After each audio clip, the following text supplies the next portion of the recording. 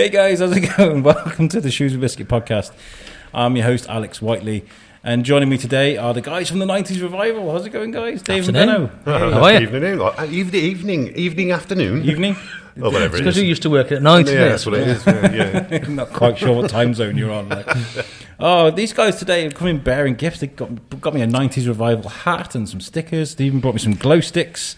You guys are you come in with such a presence wherever you are, whether it's online, whether it's at a festival, whether it's in a club, or you always just burst in with colour and vibrance, and I love that about you guys. Yeah, good fun, mate. Well, to me, to you, to you, basically. We just like having fun, don't we? Life's too short. Absolutely, and obviously we spoke last time we were on the show, which was so much fun because that show is responsible for one of the worst quizzes in history.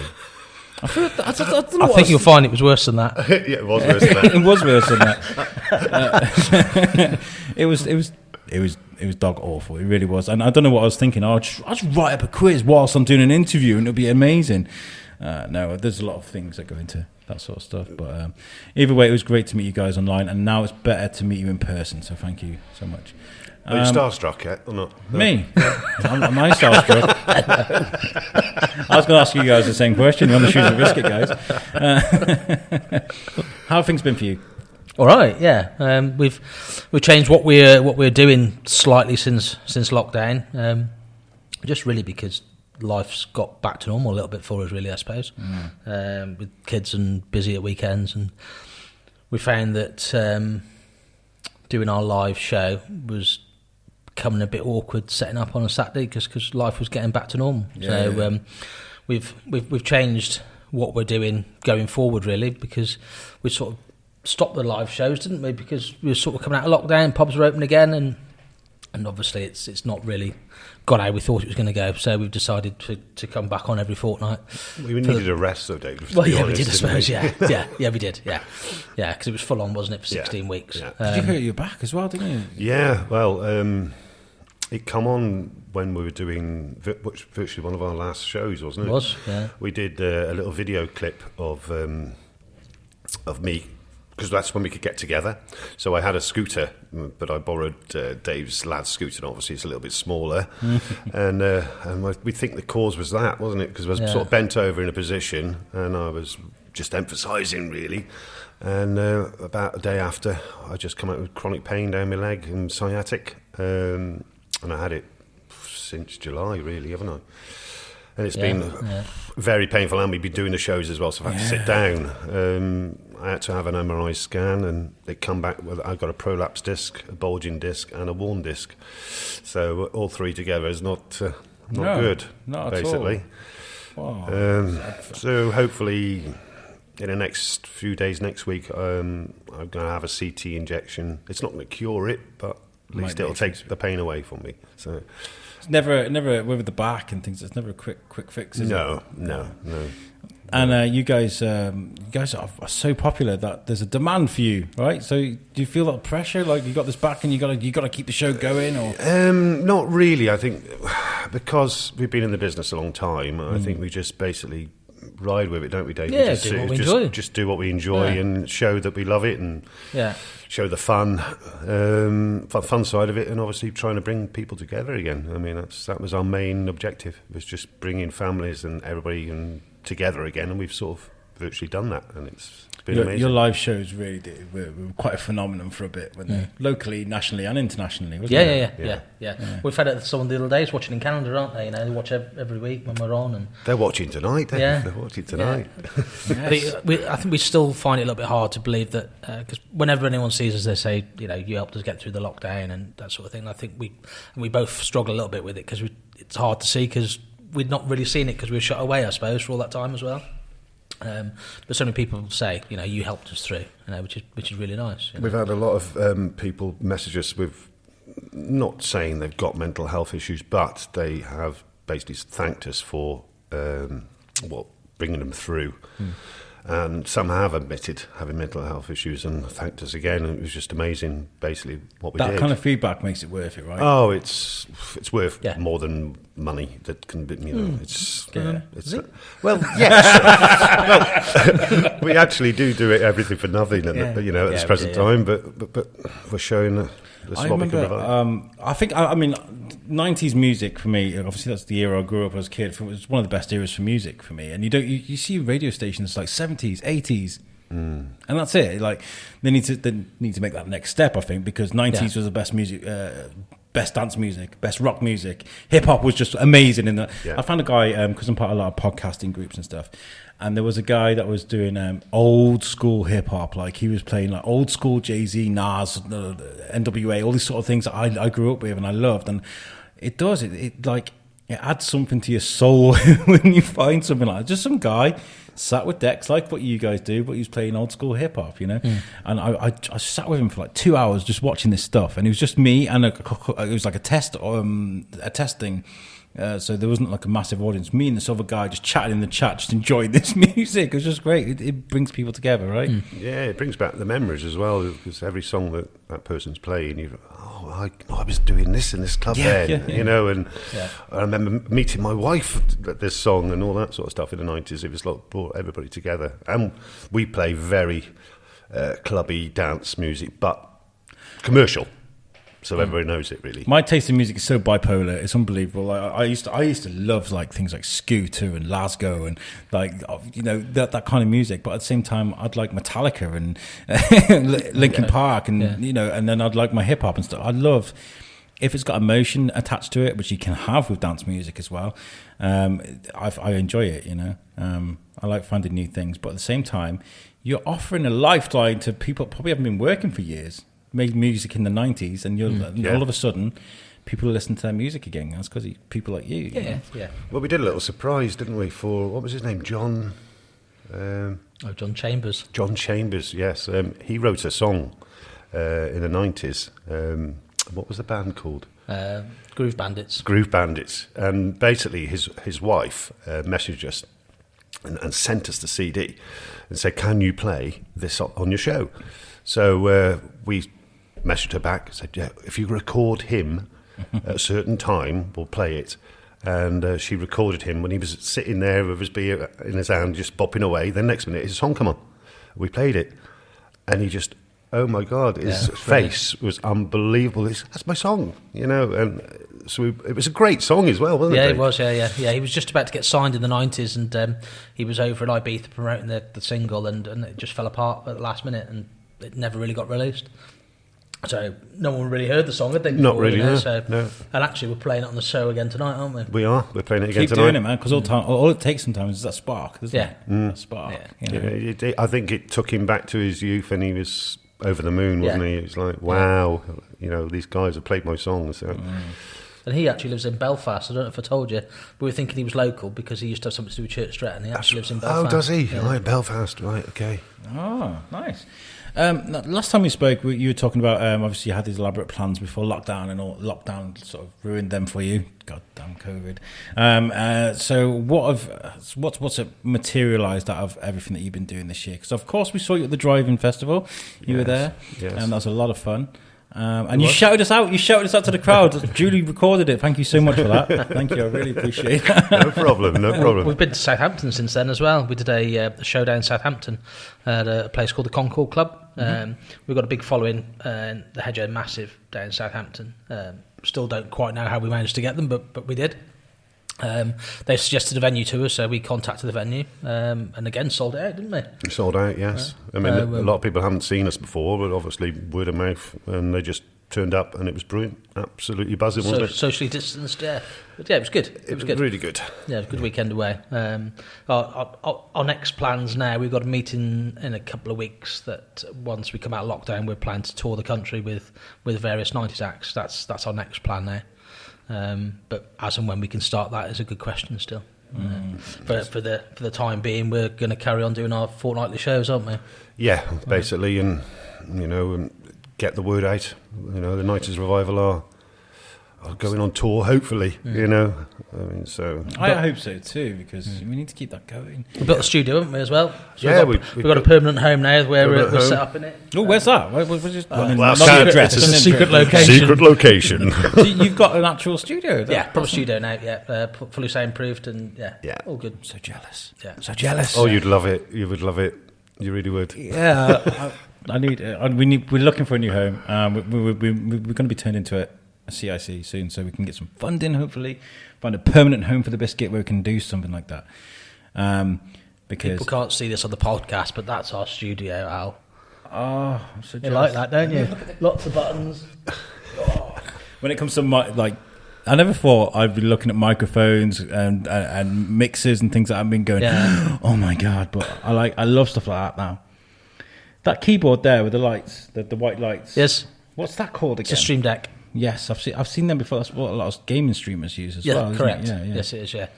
Yeah. But it's a lot easier for us switching between scenes because we have lots of different scenes on as well. Because we obviously have a sponsor one week and we're advertising tickets, and we're looking at bringing in competitions into it as well. Well, should we tell him our little secret? What we're doing tonight, Dave? You can do. It's Paul. the first time ever that I think has ever been done, and we're doing a live phone-in for a competition winner. Nice. So we're going to call them up. We're going to send out a text number for them to text us if they want to take part. We've got 3 cupboards behind us to make it look like a kitchen, and we've utilised these cupboards as each door has got a prize behind. It's listed 1, 2 and 3. Like Noel Edmonds. Exactly. So it's back to the 90s again, isn't it? Nice, I like it. And basically, people can enter the competition, and then basically we're getting a number, and we're going to ring them up live on the show. And Coffee's here. the coffee's here. Oh, yes, please. Thank you very much. Thank you very much. Enjoy, guys. Thank you so much. Thank you very much for the coffee. Great. It's all right. Great timing. But, just to explain to the listeners, the guys from the Riverview, I'm going to leave that in because it's actually quite sweet. I went to order my coffee. They're obviously used to me going in there. They're like, oh, we'll drop it to the studio. So the Riverview Cafe, great service. And he came through the door. The door's really fast, and he nearly burst through the door. That was good. Took it off its hinges. Nearly, yeah. So the first time you got these cupboards behind you. Yes. We've got gifts, prizes in there, and obviously then people want to interested, they'll give us their number. We'll call them live on the show and speak to them live on the show. So I don't think anybody's ever done that via Facebook, YouTube, or whatever. They've done it on the radio, obviously, but but we're waiting and looking for sponsorship. If anybody would like to sponsorship out there, or sponsor one, they can donate a prize. What we're thinking is, because we're all over, we're national. Yeah. Instead of giving something away locally, what we will when we do, but people can enter from like Belfast or whatever. So if we got vouchers like Argos or M&S or anything like that, we could put it in one of the cupboards. Pardon? Or Tesco. Oh, Tesco's. We put it in one of the cupboards. They can choose it, but it can run on for 3 weeks because we're not going to change where it is. So if they choose door number 1, they either win the main prize, or it could be one of our prizes, or it could be a booby prize. There is a booby prize in one of the cupboards. So, nice. We have given away a car before on the show, haven't we? With Hatfield's Jaguar. We have, yes. But we won't get a car. We won't get a car in the cupboard, will we? No, we won't get a car in the cupboard. No. Tell me about that, Dave. What car? What? They sponsored the show. I'm trying to think when it was now. It was middle of June, I think. I think it was June. Yeah, and the dealer principal was watching, wanted to sponsor the show and give away a Jaguar Land Rover to an NHS worker. So not literally give away. It was a weekend. Well, a weekend away. Sorry, yeah, a weekend use of a Jaguar Land Rover. So we put a competition out there and said that people text in and give reasons why they wanted someone to win the prize. So we did a random pick on the Facebook feed, didn't we? We did. Chose one person, and then in the 11th hour they also threw in a weekend at Peckforton Castle over in Cheshire. Nice. So Annalisa Bottomley won that, didn't she? Annalisa, yeah. And she actually had that about 2-3 weeks ago. I think she did, didn't she? She did. She sent us some photographs. Beautiful, absolutely gorgeous. And obviously went to somebody that's worth it. You know, an NHS worker that's gone through all the hard times. Absolutely. So it's worth it. All worth it. It's good to see you guys rallying people around and making people happy in this day and age where everything's just it's pointing towards the opposite, isn't it, at the moment with everything that's going on. So to give people a space just to rave and to just blow off a bit of steam and be around a community of people that are very similar to themselves. And I think we should be the Prime Minister of the country. Yeah, absolutely. I think you're right. Just spat me coffee out there. Well, you could be my vice. Vice. I can imagine that, just setting up a press conference and be like, Scooter, are you ready? Oi, oi! Yeah, oi, oi! The painted cow, whatever it is to say. So fantastic. So with what you guys have been doing then, obviously you do play a lot of like, the artists who's saying a song never got released and stuff. Have you had obviously 90's stars get in touch with you guys and see if they can feature on the show and stuff? Yeah, we have. We did quite a bit of that through lockdown. We're quite close with the guys from Capella. I get on really well with Marcus and Les. So they're also our agents as well. So they're doing quite a bit for us as well. So they're trying to get acts on the show for us going forward. Even if it's just a pre-recorded message introducing their song, that sort of thing, you know, because we did that all the way through, didn't we? We had Dario G on, we had Urban Cookie Collective, N-Trans, and also Capella. So we want to try and get other acts on with us as well. I did send a message to Wigfield the other week, but she didn't come back. Wigfield? So, No. But, Was it last Saturday night, was it? it was, yes. Sorry. Just ruined me. Absolutely just ruined me. That was fantastic. But yeah, we still want to get those acts on. At the end of the day, none of them are working at the moment, you know. So it's just about keeping their name alive as well. You know? Of course, yeah. And as you say, people are watching us all over the world, so it'd be great for them to get involved as well. Yeah, absolutely. And you know, people are happy. You know, in a time where things are just naff, they are just naff. So when it comes to sponsorship, and you say you ask after sponsors, you've got this mass of people that are all enjoying what you've got, and that it's growing and growing and growing. Why wouldn't people sponsor you? I mean, it's just a great opportunity for anybody to be hold of. You know, so when you're looking for sponsors, are you looking for things local or anything? It doesn't matter. They can be anywhere. For a sponsor, the name will generally go on our flyer. We can have up to 3 in a week. The company name will go on our flyer, which goes out generally on a Tuesday, Wednesday for the Saturday's gig, and then we give them a shout out on the show as well. So their names on our Facebook, Instagram, and Twitter posts for that week. So they're getting the exposure as well. And then obviously getting the show tape. Who's like the daddy, the person you'd love to sponsor you, that you probably the unattainable sponsor? I don't know actually. I never really give it a thought. It was great to be sponsored by Jaguar Land Rover. I think it was amazing for them to come forward because we didn't approach them. They just come forward because Ollie Bembo is his name, isn't it? Right, yeah. He's the manager at Jaguar at Shrewsbury, and he watches the show all the time. So he thought, give these lads something, and so we did. So it was brilliant. Do you have that? Do you have like people stop you all the time and be like, 90's revival guys? To be honest, now and again, but nothing special. Dave walks around like he's famous sometimes. Big aviators, cigar, hey, shades on my glasses. Shades on. But actually, we've got a van now, and I've put all 90's revival all on the van. So basically, that's my vehicle. I drive it around everywhere, so I've had quite a few toots. Beep, beep. And down to Southampton, when we went down to Southampton, there was a few lorries that give us the old I was going to say horn then, but that sounded a bit wrong, didn't it? Suits you. I was thinking of doing something like that with my car, but then I thought I'll have to drive great all the time, because then we'd be like, oh, that guy from the Shrewsbury Biscuit didn't even indicate. What an idiot. It's just one of those things. But we have had a sponsor. Well, when we went down to Southampton, tell them about the sponsorship that we had down there, and what he's now done as well for us. The sponsor of Southampton was he approached us a few weeks before we finished the live streams, and we knew at that point we were going to go to Southampton. He owns a company called St Cross Electronics, and they supply the Warren harnesses to McLaren Formula One. And he approached us about wanting to obviously sponsor the show, and I said to him, look, don't sponsor the show, sponsor our event in Southampton. So he gave us a lump of money towards that, and we got his name on the big screen, didn't we? Advertised him on our flyer and everything. And since then, he also drives a Formula 3 car. It's not Formula 3, it's called something else. It's similar to Formula 3, though. I can't remember what it's called. Yeah, I can't remember. Formula Jedi. Jedi, that's right, yeah, Jedi. And long and short, they're like a Formula 3 car, and he's had our logos put on the side of his car as well for when he's racing. He was at Silverstone a couple of weeks ago, racing around, so he's promoting our name down there as well, which is brilliant. It's brilliant. And I love that. That came out the back of. I actually met him a few weeks before we did Southampton, and I said to him, "How did you find us?" Because you're so far away, so you don't know anyone locally. He doesn't know anyone local to us, no mutual friends, and he said that the very first week we were on, it just popped up on Facebook. He was watching it on his telly, and him and his family watched us from that point all the way through. And he said he actually got coronavirus on, I think it was week 3, so he missed 2 weeks, and he seems quite poorly.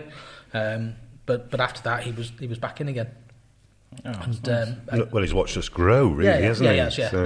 Him and the big group down there, Hedge Massive, and he's supported us all the way through now. So if ever we do need a sponsor, then he's there backing us as well, which is brilliant. It's brilliant. I hate to talk about figures with people that do podcasts, themes like yours, and amazing things.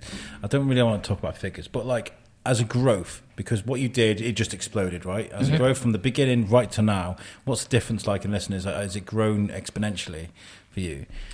We peaked at I think it was week 3 or 4, didn't we? About 150,000, and then we petered off, and we're generally seem to be between 35 and 40,000 views on our live show. We've got our diehard followers now. Yeah. We've got our regulars, and it's nice to see they're like part of a family now. I think that we're just one big family, but. We have seen the numbers go, but even itself out. So it's an even keel now at the minute. That's happened to our show as well. The USUK stuff I do, the US UK stuff that I do. I think curiosity is an important part of that, isn't it? Because when we did our first show live, we got something 30. There's about 40,000 people watched that show, and I was like, "Wow! I've never even seen figures like that. I never even thought about it." Yeah. It's kind of dropped down now to about 500 a week, but that's still 500 people that's watching our show a week. Yeah, of course, brilliant. It sort of peters down, but like the curiosity thing. So people have seen what you're doing. It gives them that, like we've talked about for the show, that gives them an opportunity to just relax and enjoy this situation, and they kind of know to come back every week. I think the main thing because we do it from our kitchen to their kitchens. They feel safe, they can have a drink, they can enjoy the music that we're doing. They have families round. Well, the ones in lockdown now, they can't, can they? But they sort of bring families together, and they just have a party at the house. And they're there from 4 o'clock, waiting until 6 o'clock when we start, and it's just non-stop hour and a half, basically, party. And the pictures we've had and the videos that we've had of them, just it's great, isn't it? Well, you mentioned family. That's the thing about the figures. We don't actually know how many people watching us, because the figures that we're getting are a device. Yeah, there could be 4 or 5 people around that device. So the figures could be a lot higher. Well, they are going to be a lot higher than what we know.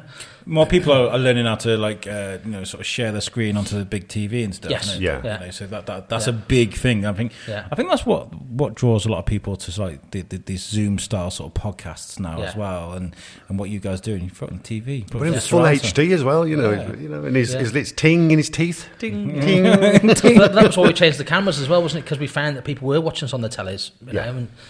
So we've got a TV switcher now as well, so we've got multiple cameras on us as well now. So it's more. It's always been a show, though, isn't it? But I don't know how far we can take it now. I think we're pretty much as far as we could be. Well, we don't practice either, because we just ad-lib. We just totally. Yeah. If we practice, it wouldn't look the same. It wouldn't work the same. Deck couldn't do what we do. No, Anton cannot do. We haven't got a script either, apart from the shout-outs that's in front of me, and Dave gets the live ones coming in. So that's the best way to do it, though, isn't it? Right? We just do it. Tonight, Dave doesn't know what I've got planned. I've got a couple of little things planned, but because he knows me, he'll you'll play along with it. And Who's the quickest off the mark out of the two of you guys? Who's the one that gets stuck? Yeah, I think we're both pretty quick. Because I think we bounce off each other. So Julie, this morning, we were speaking to a chap called Tom, and I was like, okay, 3, 2, 1, Julie, take us in. And she went, no, don't do that. Don't do that. I'll do the same to Shane as well. I like to throw people in the deep end because, you work with me, you've got to have a bit of skill. You know what I mean? Like, it's just one of those things. So what you guys are doing now, is this where you want to be, or would you like, I don't know, go into radio or have your own TV channel? Or I mean, everybody has these elaborate ideas of what you do, but realistically, are you happy where you are now, or would you change things up to go in the radio? Realistically, I think what we want is to basically play in front of 100,000 people. Yes. Realistically, that would be amazing. Just coming onto a stage like Glastonbury and just going, "Wow, we are a 90s revival." That would be the radio option on a Friday night, for argument's sake, or Saturday night. I think we'd probably happily do that, wouldn't we? Smash it. Well, when we first sort of started doing, we were quite nervous because we're not playing in front of a crowd, so we're used to bouncing off the crowds because there's nobody there apart from our families. So basically, at the end of the show, we looked at each other and went, do you know what? That wasn't too bad. We enjoyed that. And then we did it again and we thought, I'm loving this. So... Yeah. And I think that's what's made the transition into the studio with no one being there at all. No, it's just me and... It was easy, wasn't it? Indeed. That's it now. Yeah. Gets a bit tight. I always look at the 90s revival and I'm like, oh, those poor neighbours. What does it sound like when you guys are recording? Is it through an input or was it speakers in your house as well? I know, speakers in the house. Yeah. The walls were vibrating, but it wasn't too bad because the neighbours were all watching it as well. Okay, that's fair enough. However, it wasn't that loud outside. To be fair, It wasn't really, no. No, but. Yeah, because you can't just play speakers down a microphone. You got to use an input, haven't you? So I always thought it's not going to be as loud as it seems. Oh no, it was. Oh, it was. Oh yeah, the amount of glasses we threw out because the kitchen cupboards. We opened the kitchen cupboard and the wine glasses just fall out. Just walk towards the edge. Yeah. So now we've sort of built the studio because obviously, like Dave said, it was such an upheaval in Dave's kitchen, and the amount of equipment that we need now is unbelievable. So, and isn't it? It is unbelievable. Anyway, it takes hours to set up, doesn't it? Yeah. So now we've made the studio. It's there. We just walk in, press the button, and away we go. Basically. You see, I love what you guys have done because it's a natural thing. You guys haven't forced it. You guys are just naturally great together, and you've done this thing. You're not out. I mean, I know you're wearing the hoodies and you brought me hat. You got this logo, this amazing logo. You're not out there like whoring yourselves out. People just naturally come to you. Yeah. And I think that's the magic thing, isn't it? You either got it or you haven't, and you guys obviously do have it, El natural. El natural. Compliments are hard to take when they're just, There's posters of you guys all around Shrewsbury. Can we talk about them? Is that about your tour coming up in the UK? That's about our gig next year, which we've moved from June this year. We've moved to June next year. We obviously hope that can take place still. We still don't know. And if we have to move it, then we'll move it. It obviously depends on what the government says, and but at the moment we're still planning to do it next year. With our weekly shows, it enabled us to go an extra day, didn't it? So we've got 2 days next year, 4th and 5th of June next year. We've got 9 acts in all. Yeah. Plus the main attraction, which is us. Of course, yes, of course it is. Yes.